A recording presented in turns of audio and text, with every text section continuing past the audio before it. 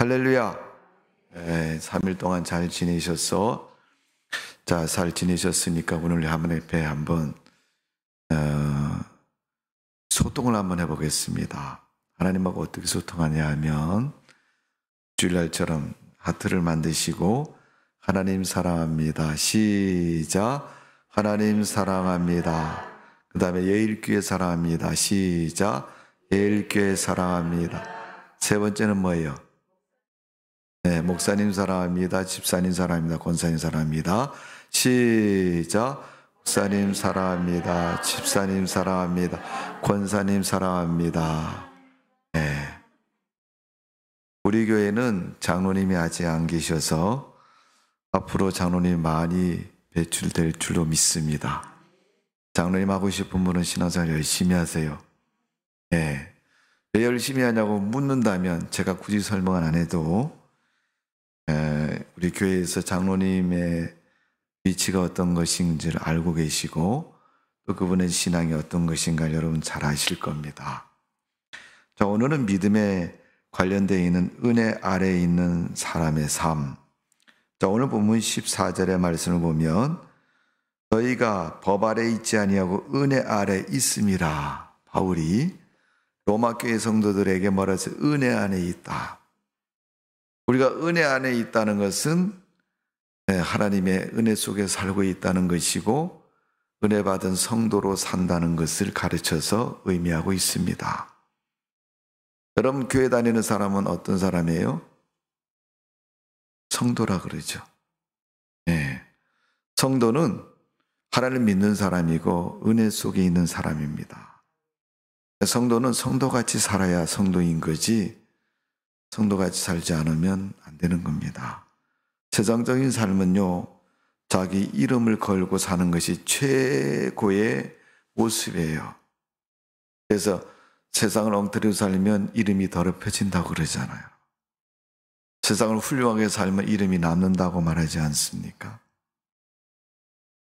그래서 오늘 본문 14절에 있는 것은 너희가 죄가 너희를 주관하지 못하리니 이는 너희가 법 아래 있지 아니하고 은혜 아래 있음이라.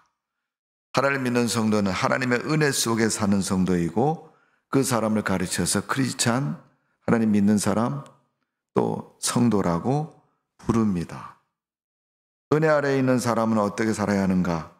그러니까 믿는 성도들이 살아가는 삶의 기준이나 법칙처럼 이렇게 사는 것이 성도의 삶이야 라고 말해주고 있는 것이 오늘 성경 본문에 있는 말씀입니다. 왜 바울이 로마서에 이런 말을 했을까요? 로마서는 로마에 있는 성도들, 이방인 크리스찬들에게 편지를 통해서 교훈하고 교리를 가르친 내용입니다. 그러니까 사도 바울이 이방인이면 여러분 예수 안 믿다가 믿는 사람이 되었던 사람, 그런데 그 사람들 중에서도 유대인이 아닌 다른 민족의 사람, 그게 이방인인 거예요. 그러니까 하나님이 택한 백성인 유대인들, 그들은 택함만 가지고도 축복된 거예요, 여러분. 어떻게 보면 모태적인 신앙을 가진 분이 엄마 뱃속에서 왜 하고 태어났는데 태어나서 보니까 우리 엄마가 교회 다니고요. 내가 이제 자라면서 말도 하고 학교도 들어가고 좀 이제 점점 성숙할수록 어떻게 해요? 어머니 때문에 내가 교회 나가게 되었고 하나님 믿게 되었다는 것은 이미도 하나님의 은혜 속에 사는 것이고 그 은혜의 축복을 누리고 사는 겁니다. 그러니까 여러분 부모님들이 예수님 믿었다 하면요, 묻고 따지고 할 것도 없어요. 무조건 죽을 때까지 감사합니다. 이렇게 하고 사셔야 돼요. 그러면 자식들이 우리 엄마 아빠를 보고 엄마 아빠가 예수님 믿어서 정말 좋습니다. 감사합니다. 그러면 그 말이 언제 나오겠어요, 여러분? 주일날 애야 오늘 저기 날씨도 푸근한데 용인자농원 가자. 추우면 썰매 타러 가고 더우면 수영장 가고 열심히 내가 텔레비를 봤는데 무릎 관절이 아픈 사람은 수영 많이 해야지 운동된다. 그냥 그 얘기를 그냥 빠르고 닳도록 했더니 애들이 듣다가 못해갖고 엄마 그러면 수영장 가세요. 저기 요즘 우리가 서울에서 하면 복지관 같은데 구청에서 운영하는 체육센터에 보면 조금 싸게 할 수 있잖아요. 그죠? 예. 그래서 거기 보내드렸어요. 그랬더니 야, 네가 나를 보내 내가 요새 운동이 너무 좋다. 한 달쯤 다니고 나서 수영장 안 가신다는 거예요. 아니 엄마 안 가면 어때? 내가 6개월치를 벌써 끊었는데 요즘 뭐 학원이 그런 게 있더라고요. 학원비가 이렇게 싼 이유가 뭐냐면 뭐 3개월이나 6개월 한꺼번에 여러 달을 끊으니까 할인을 해줘가지고 계산해 보니까 매월마다 들어가는 돈이 많이 싸졌어요. 옛날보다 물가도 많이 올랐지만 그런 모습들을 볼 수 있어요. 아니 6개월이나 끊었는데 안 가면 어떡해? 그래도 안 가신다는 거. 그래서 딸내미가 속상하고 그래서 한 달밖에 안 갔는데 어떻게 나머지 5달 어떡하지? 그래서 한번 복지관을 찾아가 봤습니다. 가서 담당자에게 얼큰저쪽을 했더니 그분이 이렇게 얘기를 듣더니 뭔 얘기인지 알겠다는 거예요. 그런데 어머니가 왜 우리 복지관에 수영자 안 나오려고 하는지 알겠다는 거예요. 그럼 사정을 얘기해 주는데 복지관에서 어떤 아줌마하고 둘이 대빵 싸워서 머리 잡고 싸웠어요. 기분 나쁘고 재수없어서 안 나는데 딸인데 가서 6개월치 끊어줬으니까 그 말은 못하고 그건 싹 빼놓고 어떻게 해요? 네, 자기 안 가겠다는 거예요. 근데 그게 처음부터 그래 딱 끊는 게 아니고 이제 불만을 슬슬 터뜨립니다. 이제 하루는 복지관 갔다 오더니 그러는 거야. 엄마 왜 그래? 수영 잘하고 왔어. 그러니까 잘했지. 그런데 재수 없어가지고. 그런데 왜 재수 없는 거야? 아니 내가 수영 끝나고 그 샤워실에서 탈의하려고 갔더니 아니 갑자기 내 그 샤워 타월이 없어진 거야. 그래서 봤더니 이 옆에 있는 옆에 그 샤워하는 옆에 있는 애가 갖고 왔다는 거야. 아니 남의 수건을 얘기도 안 하고 갖고 오면 어때? 그래서 뭐라 그랬더니 인상이 안 좋더라. 나 기분 나빴어. 그런 얘기도 하고 저런 얘기도 뭐 수영장 물이 차가우니 더우니 또 뭐 미끄럼 방지가 없어갖고 넘어질 뻔했다는 둥. 다 따지고 보면 자기의 불찰이 훨씬 더 많아요. 그렇잖아요, 그죠?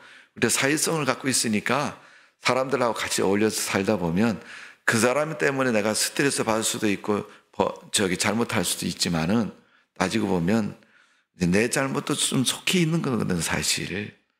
그러니까 이렇게 서로 관계성 속에서 벌어지니 다 그 못된 아무개 때문에 그렇다고 불만을 자꾸 갖다가 나중에는 말도 안 하고 안 간다고 딱 잘라버린 거예요. 벌써 이제 거기에 대한 어떻게 해요?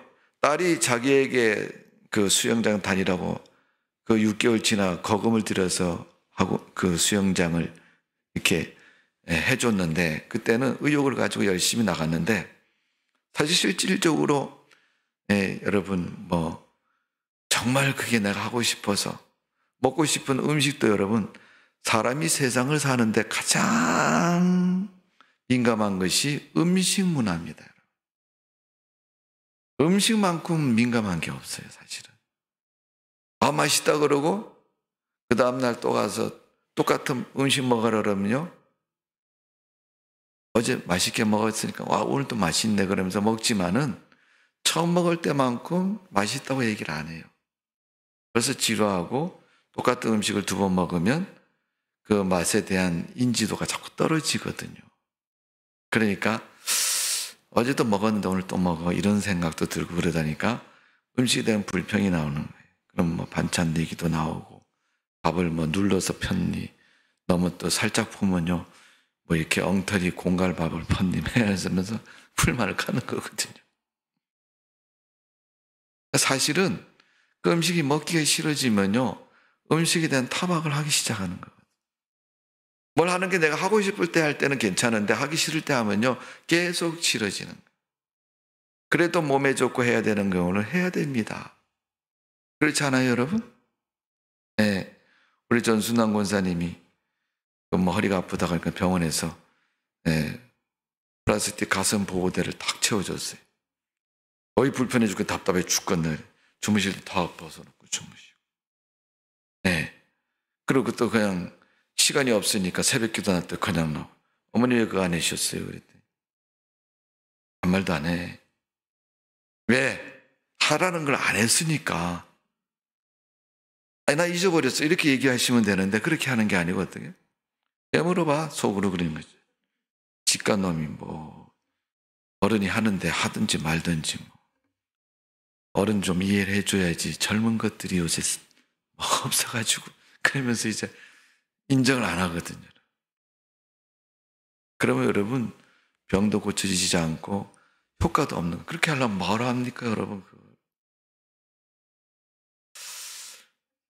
꼭 아파서 해야 되는 것도, 그 약을 먹는 것도 그래요. 어떤 분은요, 병원에 가서 의사 선생님을 진찰 받았고 약을 처방해 주면요, 네, 선생님이 3일치 지어줍니다.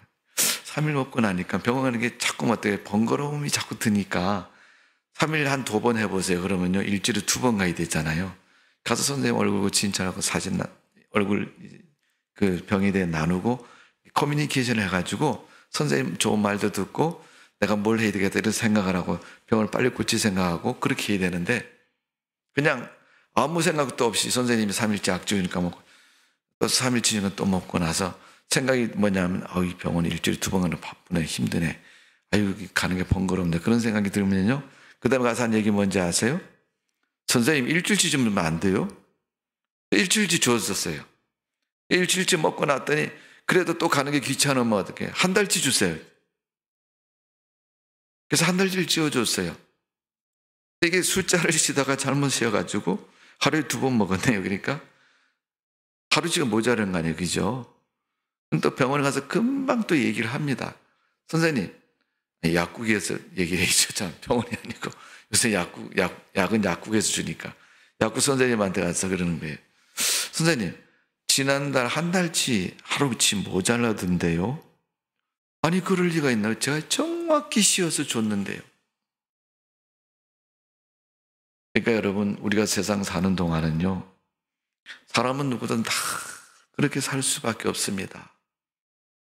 로마서에서 사도 바울이 죄인에 대한 얘기할 때요, 교회 다닌다고 죄 안 범합니까? 범합니다. 교회 안 다니는 사람 물론 죄를 범하지만 그분들은 성서적인 입장도 하나님의 말씀에 대한 기준이 없는 사람들이기 때문에 내 도덕적인 기준과 내 생각이 판단의 전부입니다. 하나님 말씀이 기준이 아니고 내 도덕적인 생각과 판단의 기준이 전부라는 거예요.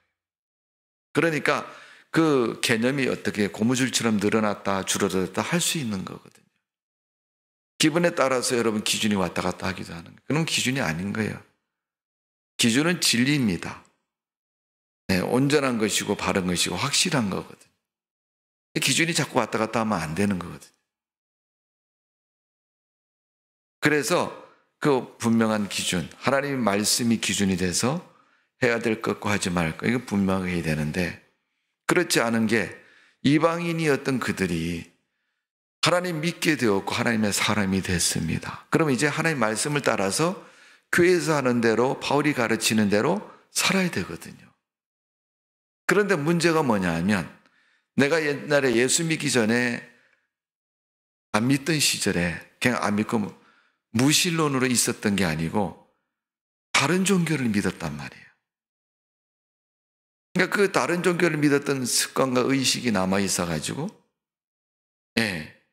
그게 자꾸 몸에서 배어 있으니까 자연스럽게 나오는 거예요. 우리 교회 다닐 때 무슨 말씀은 믿습니까? 그러면 아멘 그러잖아요, 그죠? 근데 어떤 분이 그러셨대. 믿습니까? 그러니까 아멘 이렇게 했다는 거예요. 이게 이 습관이 있어가지고 아멘 이렇게 했다는 거예요. 그러니까 사도 바울이 이방인들이 교회에 와서 하나님 믿고 이렇게 하는 걸 보니까 자꾸 옛날에 안 믿던 습관, 교회 안 다니는 습관을 자꾸 쫓아가는 거예요. 그래서 믿는 성도들은 이렇게 살아야 된다라고 오늘 로마서 6장에 기준을 좀 이렇게 정해놓고 교훈을 하는 겁니다. 몇 가지를 보면 첫 번째는 자신을 순결하게 보존해야 한다. 순결하는 대표적인 짐승은 비둘기입니다.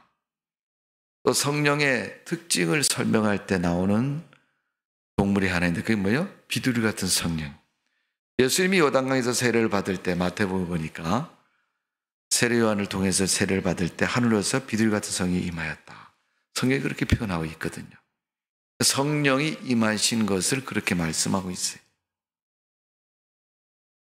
여러분, 순결하다는 말은 비둘기라는 표현으로 사용됐던 것처럼 성령의 임재를 가르치는 것이고 또 하나님의 은혜를 가르치는 겁니다. 그러니까 하나님 믿는 사람은 은혜 받은 성도이고 은혜로 살아야 죄를 범하지 않는다는 얘기예요. 죄를 안 범하려고 노력한다고 죄를 안 범하는 게 아니고 은혜를 따라 살면 죄를 멀리하고 안 범하게 된다는 거예요. 엄마가 애들한테 야, 뭐 이렇게 해라. 우리 집에서도 자주 보는데 뭐라고 우리 사모님 얘기하면요. 아들이 예 알았습니다. 그러고 깜빡 잊어버리고 딴 걸 해요. 그러면 너 엄마 말 제대로 듣지 뭘 들은 거야. 이렇게 얘기를 하거든요. 하나님 말씀을 들을 때는 뭐 어떤 분은 그래 성경 읽고 돌아서면 다 잊어버린다는 저는 그렇게 생각 안 합니다. 성경을 읽을 때 성령은 역사하고요. 성령의 역사는요 우리의 실생활 삶 성령은 어떻게 해요? 에베소서에서 보면 혼과 영과 골수 관절까지 쪼갠다고 그렇게 표현되어 있잖아요. 그러니까 우리 생각까지도 어떻게 해요? 성령이 사로잡으면 성령의 이끌림을 받을 수밖에 없습니다. 마태복음 4장에 보니까 예수님이 40일 금식하셨어요. 그리고 어떻게 했다고요? 시험을 받으셨어요. 금식하시는 시험을 받으셨는데 뭐에 이끌렸어요? 성령에 이끌려서 마귀의 시험을 받았어요. 마귀에 이끌린 게 아닙니다. 여러분 40일 금식했는데 성령 충만하죠. 은혜 받은 여러분 생각해 보세요. 뭐 문제를 갖고 기도하다가 응답 받잖아요. 40일 금식하고. 그런데 하나님의 거룩한 사역을 준비하면서 예수님이 40일 금식하셨어요. 그런데 여러분 40일 금식한 사람이 마귀에 이끌리면 되겠어요, 여러분? 마귀의 시험을 받았다면 얘기가 되지만 마귀는 시험하고 싶을 때 아무 때나 막 시험하니까 시험을 받는 거죠. 근데 마귀에 이끌리면 여러분 마귀 따라갔다는 얘기인데 40일 금식한 사람이 마귀 따라가면 돼요, 안 돼요, 여러분? 말도 안 되는 소리잖아요, 여러분. 근데 성경의 표현을 보세요, 여러분. 성령에 이끌려서 광야에 가셔서 마귀의 시험을 받으셨다 이렇게 얘기되어 있어요, 여러분. 그러니까 순결하고 온전한 신앙을 보존해야 된다는 것은요, 내가 하나님의 은혜를 받고 성령 충만했고 은혜를 체험했으면요, 그 은혜를 잊어버리지 않고 어떻게 해요? 보존해야 된다는 거예요. 근데 은혜를 언제 어떻게 받았어요? 기도하다가 은혜 받은 사람은 기도 계속 하셔야 되고요. 성경 읽다가 은혜 받은 성경 계속 읽으셔야 됩니다. 금식하다가 은혜 받으셔서 금식 계속 하셔야 돼요. 그거 하다가 은혜 받았으니까 그 은혜를 잊지 않으려면 어떻게 해요? 계속 그렇게 해야 되는 거죠. 교회 나와서 예배 드리다 은혜 받았으면 예배에 빠지지 말고 예배를 잘 드려야죠. 은혜를 계속 누릴 수 있는 거거든요. 여러분 시장에 갔더니 자기 옷에 자기 몸에 탁 맞는 마음에 착 100% 드는 옷을 하나 탁 발견했어요. 너무너무 기분이 좋아요. 물어봤어요. 그래서 주인한테 이거 얼마예요? 그랬더니 나 한 10만 원쯤 할 것 같은데 얼마예요? 그랬더니 5만 원이 그래요. 와 싸다 그래서 5만 원 주고 얼른 샀어요. 너무너무 기분이 좋아서 들고 싹 쇼핑했다. 한번 딱 입어보고요. 옷장에 탁 걸어서 옷걸이에 걸어서 옷장에 탁 넣어놓고요.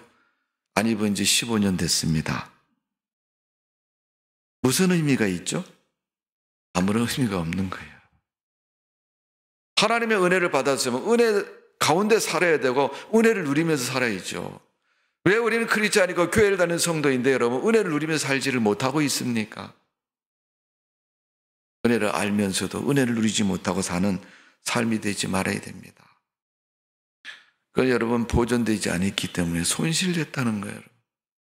은혜 받고도 은혜를 잊어버리고 은혜가 무엇인지를 알지 못하면 여러분 우리가 그런 삶을 은혜의 삶을 살 수가 없는 겁니다.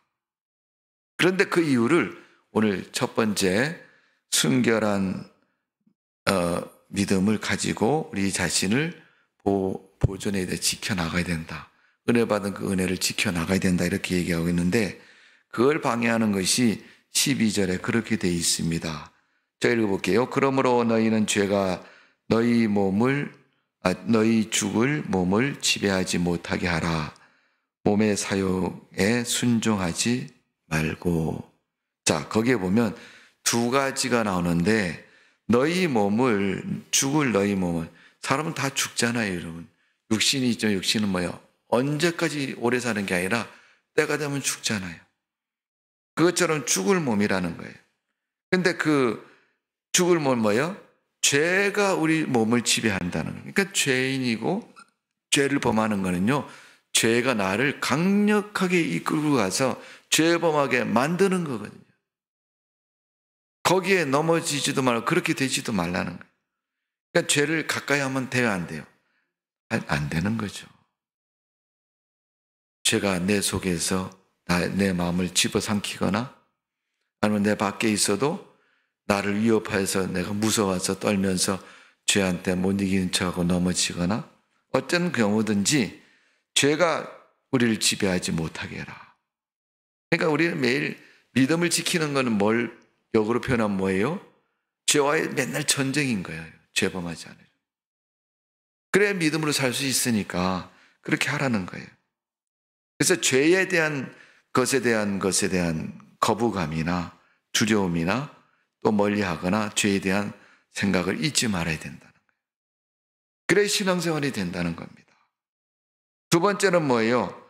몸의 사욕에 순종하지 말고. 몸의 사욕이라는 건 내 육신이 원하는 것을 추구하지 말라는 거예요. 하고 싶은 대로 하지 뭐 여러분.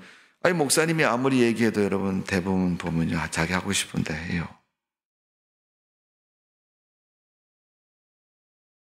아마도 제 개인적인 생각입니다만 저도 그런 질문을 많이 받거든요. 목사님 시킨 대로 하면 나는 언제 살아요? 뭔 얘기인가 이렇게 생각해 봤더니 이제 그분이 참 충성스럽고 좋은 믿음의 사람인데 매일 이것저것 하다 보니까 자기 개인적인 일에 대해서 회의감을 갖는 거예요. 뭐 내가 하고 싶은 것도 많고 할 것도 많고 또 그러다 보니까 교회에 매여서 하나님 일 하다 보니까 틈도 안 생기고 시간도 없고 물질도 배려하지 못하고 그러니까 내 하고 싶은 사생활에 대한 것을 못하는 거거든요.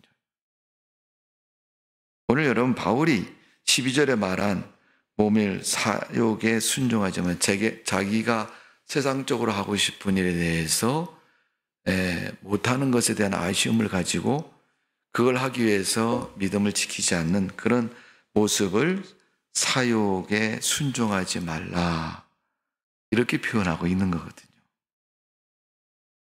그거 하지 말라는 게 아니라 그거 하면은 믿음을 오히려 삭감시키고 신앙에서 떠나게 되고 믿음을 잊어버린다는 얘기입니다.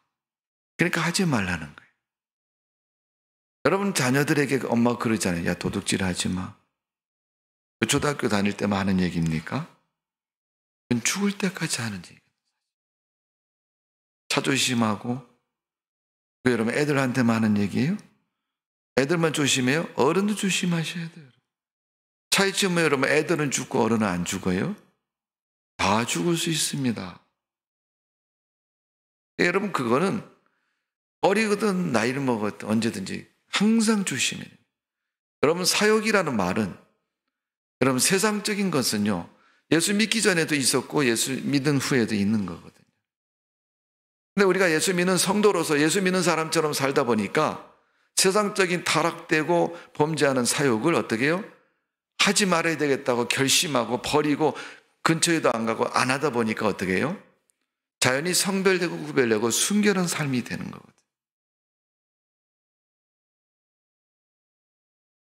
여러분 사욕이라는 것은 은혜 안에 있는 사람이 자기를 마구잡이로 내놓지 않고 자신의 깨끗하고 또 믿음으로 살려고 자신을 보존하는 그런 삶을 은혜 안에 산 삶이라고 말합니다. 우리는 다 육신을 가지고 있고 육신이 원하는 대로 할 때가 참 많습니다. 그게 옳은 일일 수도 있고 틀린 일도 많습니다. 그러나 어떻게 해야 되느냐 하면 우리가 사욕을 쫓아가면 삶에 우리가 성취감이 있을지는 모르지만 그 결과는 당장 문제가 생기고 후회하는 일이 생긴다는 것을 우리는 기억해야 됩니다. 어쩌면 우리가 믿음의 삶은 고단할 수도 있습니다. 왜? 금해야 될 것이 많으니까. 여러분, 이스라엘 백성들이 율법을 지키면서 자부심을 가지고 자랑도 하지만 또 어떤 때는 율법 때문에 그 족쇄에 채워져 있는 사람처럼 싫어할 때도 참 많습니다. 율법의 조항 때문에 그렇죠. 하고 싶은 걸 하라고 할 때는 괜찮은데 하기 싫은 걸 하라 하거나 하고 싶은 걸 하지 마라 이럴 때는 힘들기 때문에 결국 궁극적으로 뭐 내가 원하는 것과 상반된 일이 되었을 때 과연 우리는 그것에 대해서 바른 믿음의 사람으로 바른 선택과 더불어서 거절할 수 있겠느냐. 그게 되어야 순결하게 자신을 보존할 수 있다는 겁니다. 항상 우리 마음속에 있는 믿음, 하나님 말씀을 가지고 우리는 죄와 싸워서 이기고 죄와 멀리 되어서 우리 자신을 순결하게 보존해야 합니다. 그게 우리가 첫 번째로 하나님을 믿는 성도들이 해야 될 겁니다. 죄하고 거리가 멀어져야 되는 거죠. 죄를 범하지 말아야 되죠. 그래갖고 뭐라 그래요? 변화됐어요. 변화됐어요. 이거잖아요. 거듭난 성도의 삶이라고 말합니다. 세례 요한이 물로 세례를 베풉니다. 그랬더니 사람들이 와서 세례 요한한테 물을 세례를 받으려고 막 줄 서서 세례를 받아.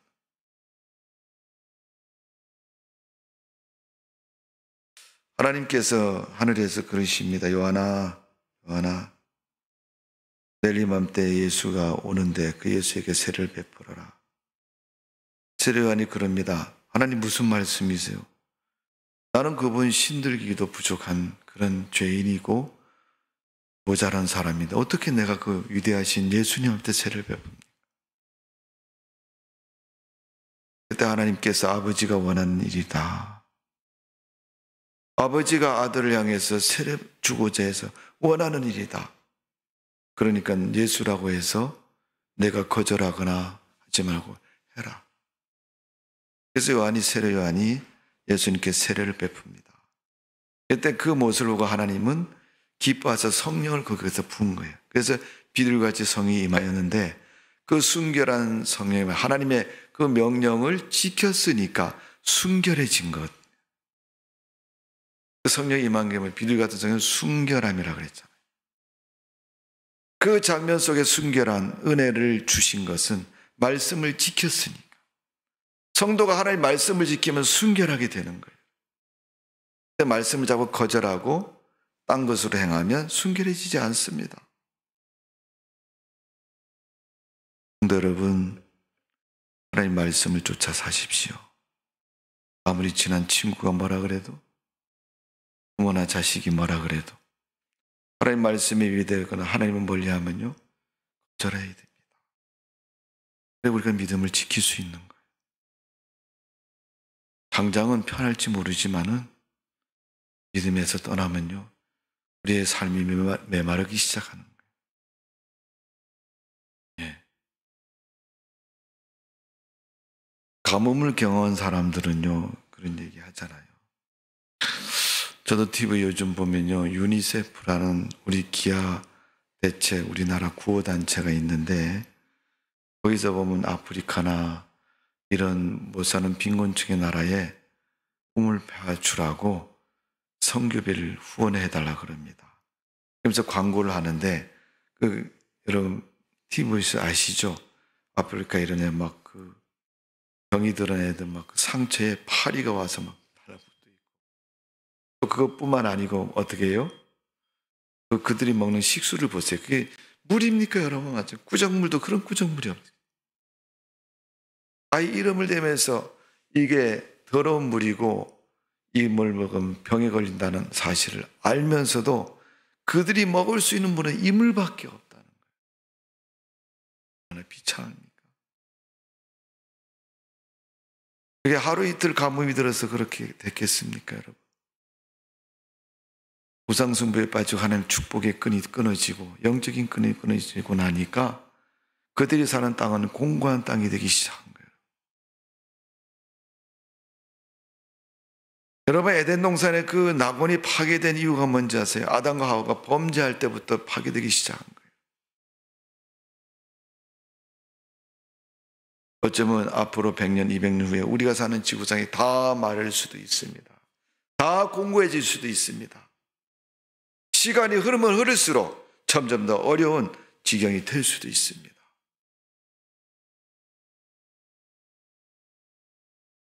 여러분, 하나님 믿는 건요, 우리가 뭐 집 가정으로 얘기하면 하나님께 효도하는 일이고 또 이웃을 사랑하는 일입니다. 사랑이라 그러면 내가 뭘 주고 또 이뻐해 주고 또 뭘 해줘 사랑한다. 그것도 사랑이지만 정말 우리가 하나님의 진노와 하나님의 그런 메마름이 우리 땅을 다 덮기 전에 우리는 하나님 믿고 죄와 거리 멀리하고 마치 소돔과 고모라 성의 의인 10명을 찾으시는 것처럼 이 땅의 크리스찬 때문에 하나님이 그나마 더 위로받고 하나님이 소망을 가지고 계신다는 사실을 기억하시고 내가 하나님 앞에 소망된 사람이 돼야지, 하나님의 마음을 근심되게 하고 저주를 멸망을 이 땅에 쓸어붓는 하나님이 그 진노를 불어오는 그러한 일에 앞장서서는 안 되는 거죠.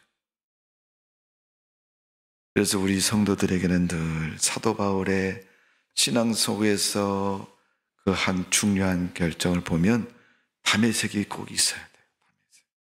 회개 과정이 있어야 되는 거예요.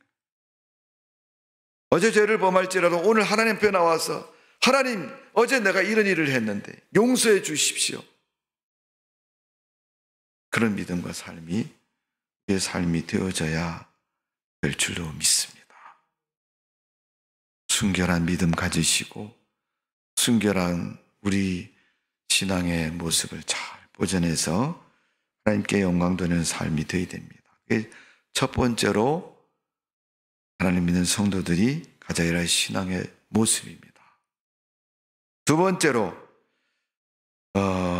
우리가 꼭 가져야 할 것은 죄가 다시 우리를 주장하지 못하도록 해야 된다는 거예요. 자, 첫 번째 칼로 자르지. 야, 안 돼. 탁 잘랐어요. 거기서 끝나면 괜찮은데 우리가 세상에 살아있는 동안까지는요, 거기서 절대 안 끝납니다. 탁 잘랐는데 거기서 안 끝나. 제가 슬그머니 물러갔다가요, 우리 눈을 싹 쳐다보면서 애들이 그런다 그러죠. 엄마가 하지 마. 그랬더니 어떻게 해요? 하고 싶은데 엄마가 하지 말라 그러니까 어떻게 해요? 안 하는 것처럼 손을 싹 거뒀다가 엄마가 딴 데 쳐다보면 또 한다는 거예요. 이렇게 가갖고.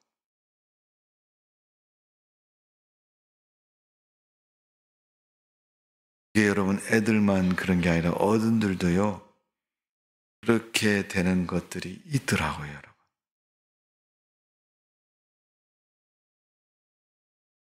뭔지 아세요, 여러분? 4가지가 있습니다. 첫 번째, 술. 알코올 중독에 걸리면요, 끊습니다. 두 번째, 담배.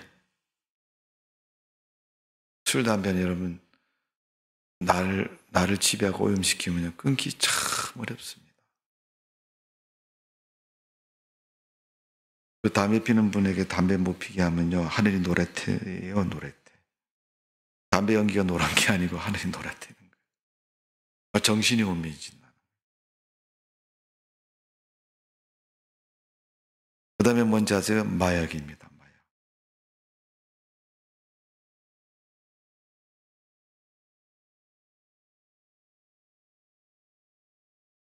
그리고 4번째가 뭔지 아세요, 여러분? 이건 제가 만든 말입니다만은 스마트폰 같아요. 스마트폰도 여러분, 우리 젊은이들은 유익한 정보를 많이 검색도 하고 활용도 하고 하지만요, 스마트폰에 있는 죄악은 가지수를 헤아릴 수 없을 만큼 많이 있고요.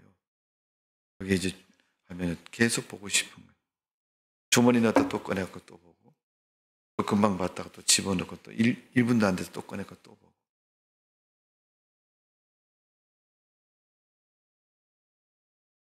옛날엔 전화기 하면요, 그냥 이렇게 떠르릉 걸어가지고 이렇게 직접 목소리 듣고 대화하는 게 전화기였잖아요.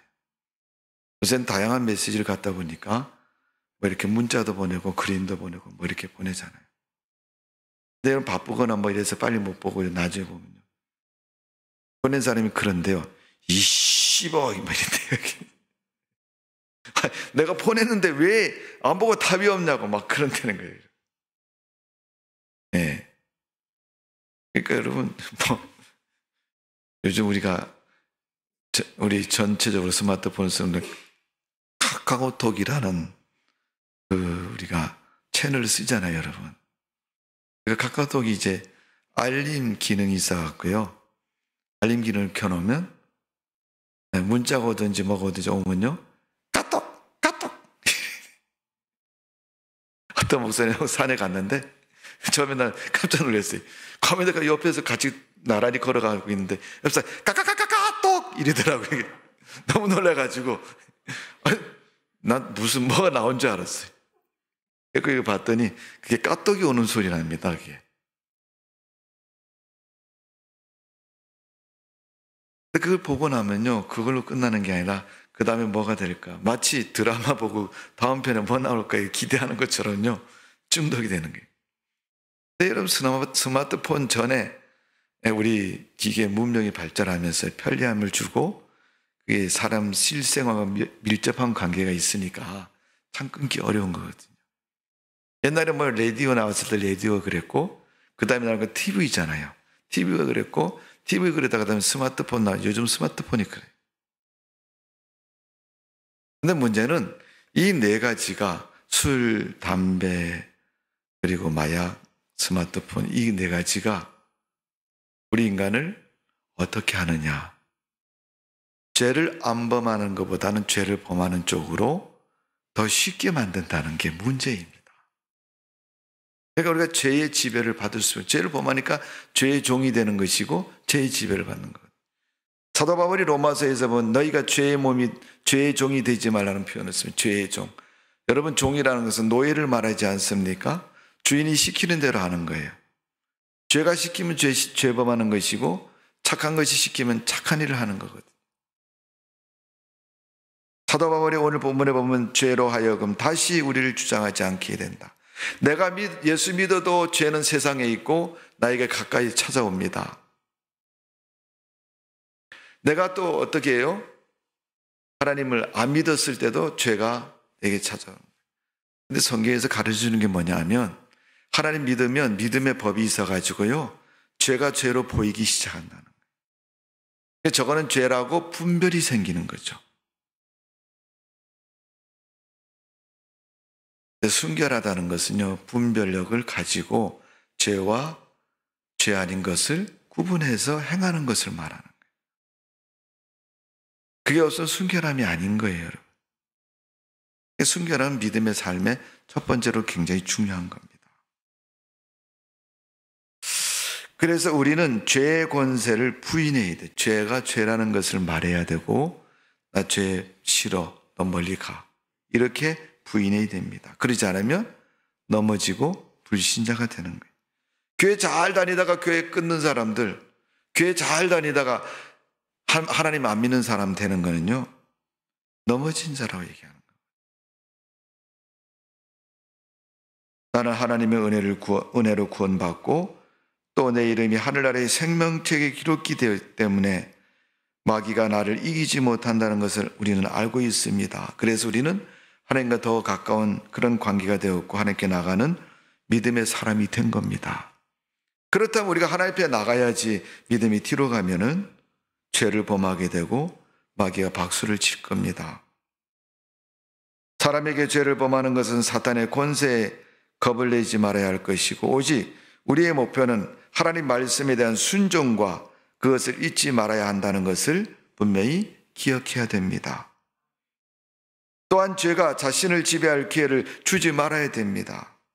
또 우리는 항상 죄에 빠질 가능성이 충분한 사람이라는 것을 깨달아야 되고 알아야 되고, 그래서 늘 우리는 어떻게 해요?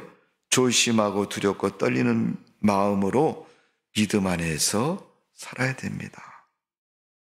내가 행동하는 것, 내가 하는 것 때문에 죄가 될까 봐 두려운 마음을 가지고 하나님 앞에 묻고 조심스럽게 우리가 해야 되는 거예요.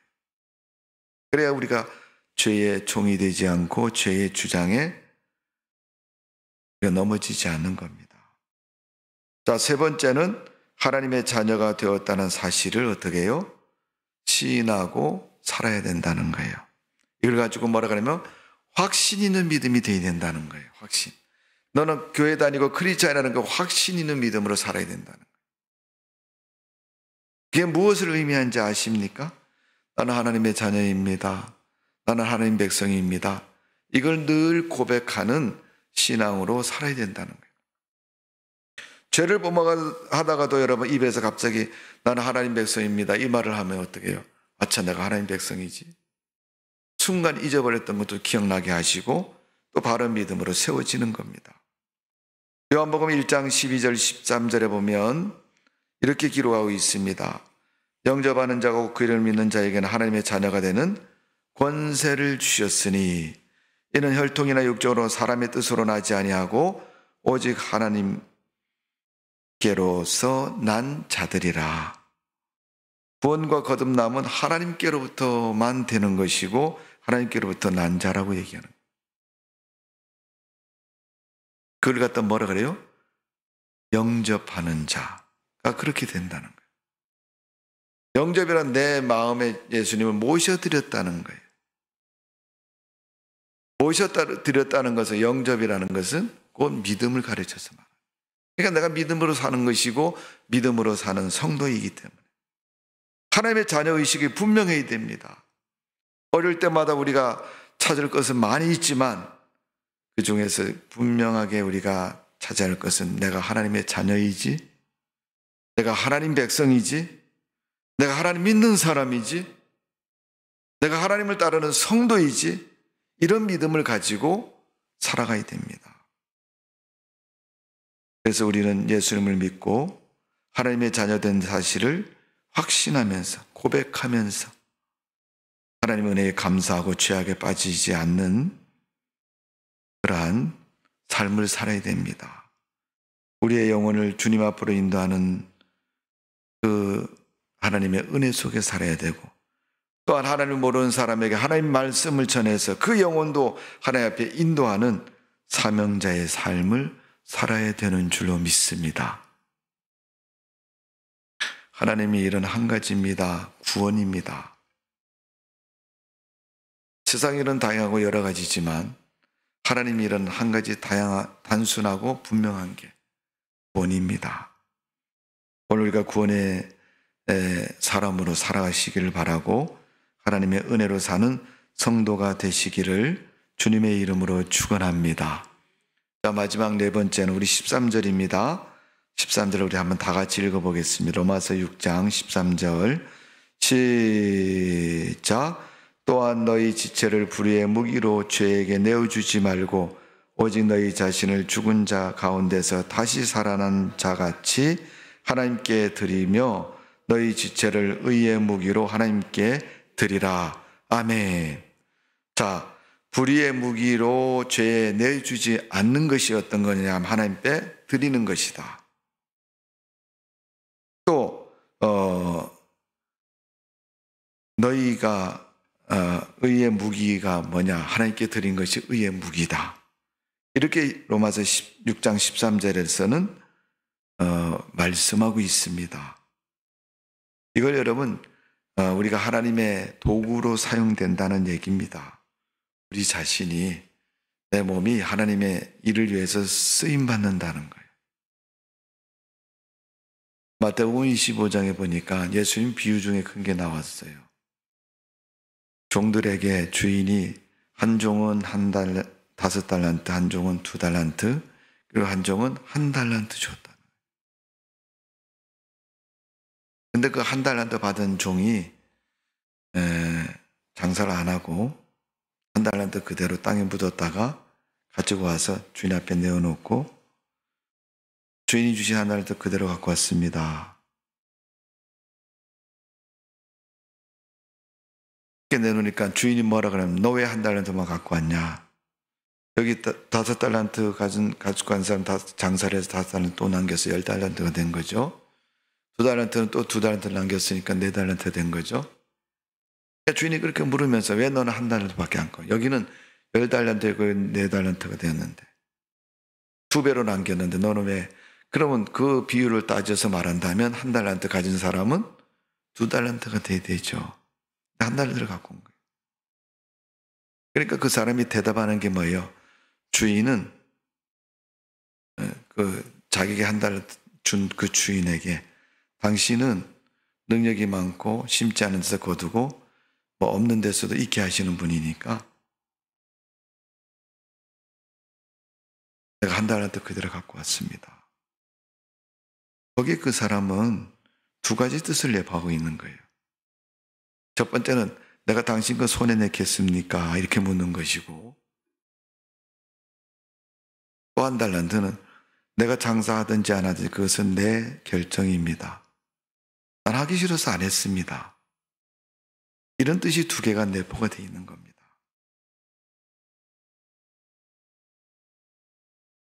장사를 하는 것이 맞을까요? 안 하는 것이 맞을까요?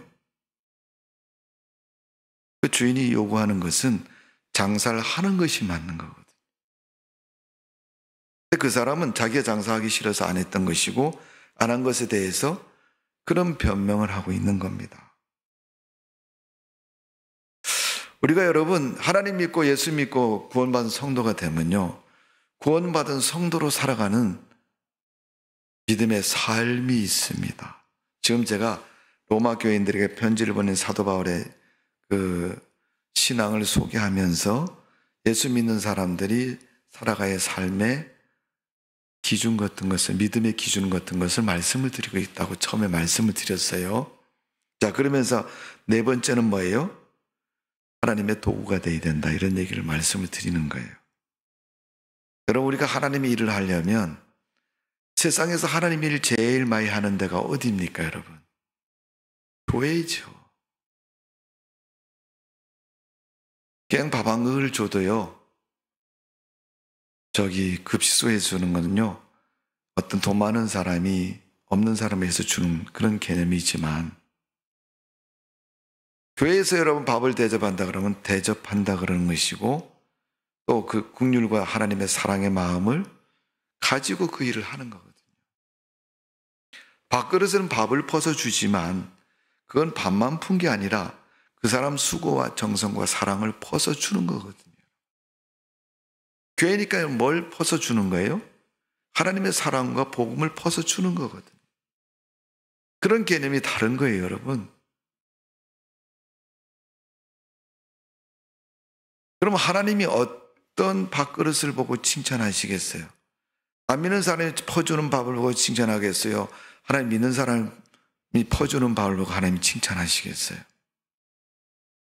하나님은 하나님을 믿는 사람이 퍼주는 밥을 칭찬하십니다.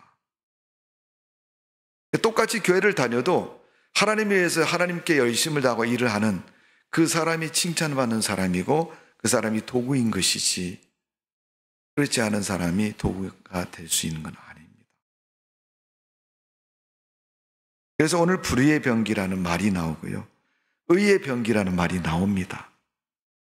똑같이 병긴, 양실이는 병기 말고요, 병기라는 말을 쓰는데 사용되는 무기 같은 거예요. 도구를 말하는 거예요. 근데 그게 불의, 의롭지 못한 데 사용하는 거하고 의의 병기는 의로운 것에 사용하는 거예요. 그 기준이 뭐냐? 하나님을 위해서 쓰임받느냐, 하나님이 아닌 것에 쓰임받느냐, 이런 기준이 거기에 포함되어 있는 것을 말씀하고 있습니다. 그래서 성도가 제일 먼저 의의 병기로 드려져야 되는 것은 로마서 12장 1절에 있는 말씀입니다. 로마서 12장 1절에 무슨 말씀이 있냐면 너희 몸을 하나님이 기뻐하는 거룩한 산제사로 드리라. 이는 너희의 드릴 영적 예배니라. 하나님 믿고 교회 나오면 제일 먼저 해야 되는 뭐예요? 예배 생활입니다. 예배 생활은 교회 안에서 드리는 예배를 말하는 겁니다. 하나님께 드리는 예배를 말하는 거예요. 그렇다면 우리가 하나님 믿는 성도로서 예배를 드리는 거, 내가 하나님 앞에서 예배를 드리는 거, 여러분 예배를 드리는 게 땅을 파는 일도 아니고 엄청 무거운 일도 아니거든요. 여러분 1시간 교회 와서 하나님 앞에 드리는 예배거든요. 근데 그 일이 뭐예요? 하나님의 의의 병기가 되는 길이고 일입니다.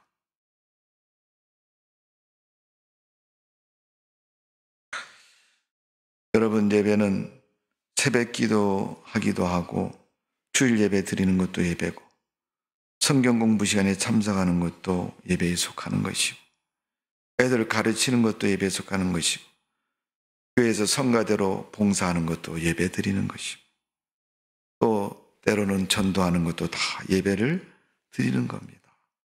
내 몸을 통해서 하나님의 일을 하는 거거든요. 모양은 다르지만은 하나님의 영광을 위해서 하나님의 거룩한 일을 위해서 내가 그렇게 쓰임받는, 내가 하나님의 일을 위해서 쓰임받는 것, 그 도구가 되는 것이 우리 성도들이 살아가야 할 네 번째 신앙생활의 믿음 생활의 기준점이 되어야 된다는 겁니다. 자, 이제 말씀을 정리합니다. 첫 번째는 어떻게 한다고요? 믿음의 순결성을 보존해야 된다. 세상적인 지식도 그렇습니다. 금방 듣고 잊어버리면 공부 안 한 것입니다. 공부하고 시험 100점 맞으면 공부 잘한 것이고 그대로 살아가면 인생을 성공하는 것이고 우리 신앙을 보존하기 위해서 세상의 죄악과 성별되고 순결한 믿음의 삶을 살아야 됩니다. 그게 첫 번째입니다. 두 번째는 뭐예요? 죄에 다시 넘어지지 말아야 된다. 믿는 성도에게 중요한 얘기입니다. 하나님 믿는다고 하면 완벽한 사람이 되지 않습니다. 또 죄를 범할 수 있습니다. 그때 우리는 넘어지면 안 되는 거예요. 한 번 범죄했으면 회개하고 끝내야지. 그걸 여러분 넘어졌다고 해서 그 첩버덕 앉아있거나 에이 이왕 뭐 자빠졌는데 쉬어가야지 이런 소리 하면 안 되는 거예요. 죄는 여러분 예수 믿기 전에도 죄가 있었고 우리에게 어려움을 주었습니다. 예수 믿은 다음에는 더 어려움을 주고 더 큰 문제를 가져옵니다. 죄가. 그 이유는 뭔지 아십니까? 못 믿게 하려고. 세 번째, 하나님의 자녀가 됐다는 사실을 날마다 확신하며 살아요. 나는 그리스도인이고 하나님 믿는 백성이야. 이걸 고백하며 살아가야 돼. 그래서 믿음의 고백, 확신은 우리에게 대단히 중요합니다. 마지막으로 적극적이고 진보적인 자세를 가지고 사는 것은 바로 교회를 통해서 하나님의 거룩한 도구로 쓰임받으며 살아가는 것이 우리가 믿음 생활하는 성도들이 꼭 해야 됩니다. 여러분 교회 안에도 미꾸라지과라는 사람이 있대. 미꾸라지과. 여러분 미꾸라지가 뭐예요? 미꾸라지가 미꾸라지죠. 근데 미꾸라지는 조그만 틈이 있어도 빠져나간다는 거예요. 뭐 일하려고 그러면 바빠서 못하고. 나는 보다가 그런 사람도 봤어요. 구역장님인데 교회에서 돌아가면서 구역 청소를 합니다. 구역별로 돌아가면서 교회 청소를 합니다. 근데 그 구역들이 너무 착해. 그래서 자기 담당할 때마다 와서 청소를 열심히 합니다. 근데 오늘 무슨 구역이 청소하는데 이렇게 가서 보면요. 꼭 그때 안 온 사람이 있는데 구역장이 꼭 빠지더라고요. 구역장이 왜 안 왔어요? 그러면요. 오는 중이래요, 목사님. 꼭 딴 사람들 청소 반쯤 하거나 그러면 꼭 나타나서 마무리하고 집에 갑니다. 그래서 나는 정말 뭐 때문에 빠진 줄 알았더니 그분은 상습범이에요, 상습범. 자기 구역 청소할 때마다 보면 꼭 중간에 와요. 여러분, 구역장 리더자의 신뢰가 됩니까? 안 됩니까? 여러분, 교회 새벽기도 다 힘들어요, 여러분. 근데 새벽기도 목사님이 새벽기도 하고 싶은 날 나오고 하기 싫은 날 안 나오고 그러면 여러분, 교인들이 새벽기도 하겠어요, 안 하겠어요? 뭐 말은 안 하겠죠. 목사님도 안 하는데 내가 왜 해? 이렇게 나올 겁니다, 분명히. 수요일날 목사님도 교회 안 나오는데 내가 왜 교회가 나가? 이렇게 얘기할 거예요.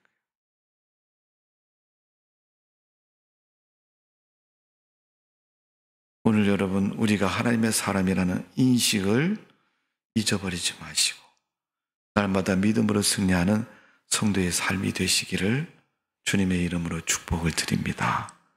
기도하겠습니다. 아버지 하나님, 우리를 사랑하심을 감사드립니다. 사도 바울이 로마서 6장에 말한 것처럼 하나님의 사람으로 살아가는 삶의 기준이 분명해서 믿음의 삶을 살 수 있도록 은혜를 베풀어 주옵소서. 죄와 거리가 먼 인생을 살게 해주시고 하나님의 뜻대로 순종하며 하나님의 도구 되어서 주님을 이롭게 하는 일에 쓰임받는 성도로 살아갈 수 있도록 은혜를 베풀어 주옵소서. 그렇지 않고 세상 것 쫓아가면 타락하고 본질에서 벗어나고 하나님 백성의 자리에서 넘어질 수밖에 없는 그런 모습입니다. 세상은 너무 죄악이 관영했고 가득 차 있습니다. 눈만 뜨면 죄가 우리 주변을 맴돌고 있고 발만 한 발짝만 내디디면 추락하는 세상적인 범죄의 삶이 우리 주변에 있습니다. 그런 모습에 넘어지지 않고 깨어서 기도하고 날마다 순종하는 믿음의 삶을 이룰 수 있도록 축복하여 주옵소서. 예수님의 이름으로 기도하옵나이다. 아멘.